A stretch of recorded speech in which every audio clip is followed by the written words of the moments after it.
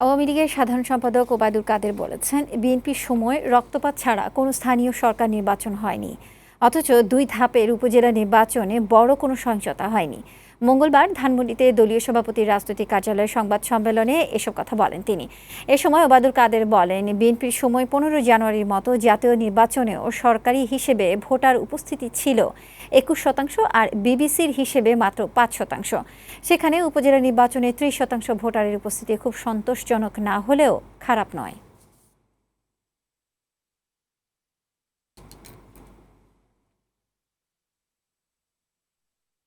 রক্তপাত ছাড়া বিএনপির আমলে কোনো স্থানীয় সরকার নির্বাচন এই দেশে হয়নি। টার্ন আউটের কথা বললে তাদের জাতীয় নির্বাচনেও বিবিসি 5% বলেছে, 21% গুগলে একটা হিসেব আছে। তার মানে ইলেকশন কমিশন 21% প্রকাশ করেছে।